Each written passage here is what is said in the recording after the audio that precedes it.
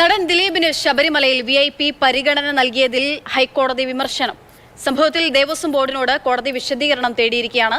സന്നിധാനത്തെ CCTV ദൃശ്യങ്ങൾ ഹാജരാക്കാനും കോടതിയുടെ നിർദ്ദേശമുണ്ട്. ബിനിലുണ്ട് കൊച്ചിയിൽ നിന്ന് വിവരങ്ങൾ നൽകാനായിട്ട്. ബിനിൽ, കോടതി കുറച്ചു ദിവസങ്ങളായി ശബരിമലയിലെ പല കാര്യങ്ങളിലും ചട്ടം പറഞ്ഞുകൊണ്ട് തന്നെ കാര്യങ്ങൾ വ്യക്തമാക്കുന്നുണ്ട്. ഈ ദിലീപിന്റെ വിഷയത്തിൽ കോടതി ഏതു തരത്തിലാണ് കോടതി നിരീക്ഷണം, നിർദ്ദേശങ്ങൾ എന്തൊക്കെയാണ്?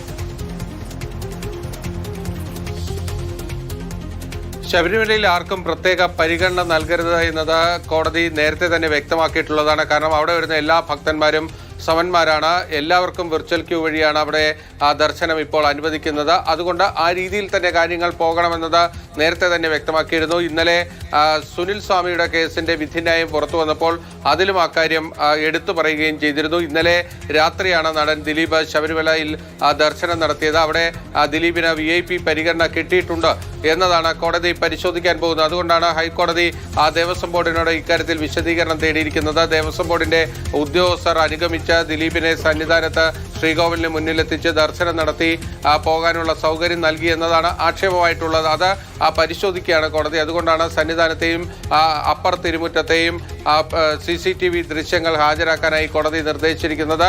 അത് പരിശോധിച്ച് അതിൽ എന്തെങ്കിലും പോരായ്മകളുണ്ടെങ്കിൽ കോടതി അതിൽ തീർച്ചയായും ഇടപെടുകയും ചെയ്യും. കാരണം കോടതി ഇതിൽ ആർക്കും ഒരു പ്രത്യേക പരിഗണന ശബരിമല ദർശനത്തിന്റെ കാര്യത്തിൽ നൽകരുത് എന്ന നിലപാടിൽ ഉറച്ചു നിൽക്കുകയാണ്. അതുകൊണ്ടാണ് ഇത്തരത്തിലൊരു ഇടപെടൽ ഹൈക്കോടതിയുടെ ഭാഗത്ത് നിന്ന് വന്നിരിക്കുന്നത്.